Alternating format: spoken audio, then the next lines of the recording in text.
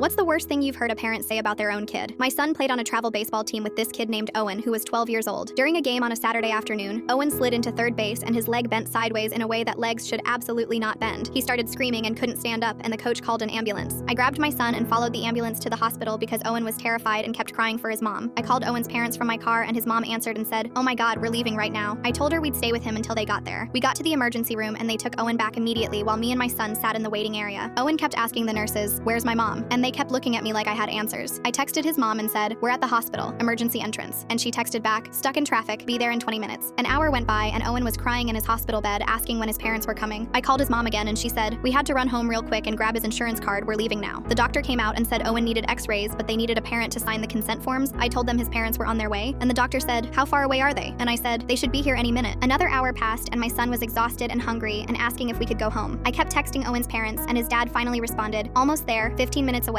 I bought my son a sandwich from the vending machine and we went back to sit with Owen, who was still waiting for x-rays because nobody could authorize them. He kept asking me, "Where are they?" And I kept saying, "They're coming, they're stuck in traffic." 3 hours in, I called Owen's mom again and it went straight to voicemail. I called his dad and he answered and said, "Sorry, we had to stop and get gas. We're on our way now." 5 hours in, the doctor came back and said Owen definitely had a broken leg and might need surgery depending on what the x-rays showed, but they still couldn't do anything without parental consent. I called Owen's parents 15 times in a row and nobody answered. 6 hours in, I was scrolling through social media to distract myself and I saw Owen's mom had posted a picture from a restaurant 30 minutes ago. They were at dinner. They weren't rushing to the hospital. They were sitting at a table with wine glasses and appetizers. I called her again and she finally answered and said, we're coming, we'll be there soon." I said, "Your son has been crying for you for 6 hours." And she said, "He's fine, right? Like he's not dying?" And I didn't even know how to respond to that. 7 hours in, my son woke up and started crying because he wanted to go home, and I felt horrible, but I couldn't leave Owen alone. The nurse kept coming in and asking if I'd heard from the parents, and I kept saying they were on their way. 8 hours after we'd arrived, Owen's parents finally walked into the hospital. They didn't run in or look panicked or apologetic. They just strolled in like they were picking him up from a friend's house. Owen's mom was carrying a shopping bag from the mall, and his dad was sipping a coffee. Owen saw them and started crying and said, "Where were you?" And his mom said, "We're here now, calm down." I stood up and said, "He's been waiting 8 hours for you." And his dad said, "We figured he was in good hands." His mom walked over to Owen's bed and said, "Let me see it," and looked at his leg and rolled her eyes. She actually rolled her eyes at her son's broken leg. She turned to me and said, "He does this all the time. He's such a drama queen about getting hurt." I stared at her and said, "His leg is broken. The bone is broken. He needs surgery." His dad said, "He's always faking injuries to get attention. Last month he said his wrist hurt and it was completely fine." I said, "I watched his leg bend backwards. This is not fake." His mom said, "Well, we're here now, so you can go." And she didn't even say thank you. I looked at Owen, who was staring at his parents like he didn't recognize them. I said, "You made your kid wait 8 hours in a hospital bed crying for you because you thought he was faking it?" His dad said, "We had things to do. We can't drop everything every time he decides to be dramatic." I reported them to CPS the next day. Owen's parents never showed up at his surgery 2 days later, and that was enough for them to lose custody. Now Owen lives with his grandma, and he spends 2 nights a week at my house getting home cooked meals and all the love and support he should have gotten from his parents.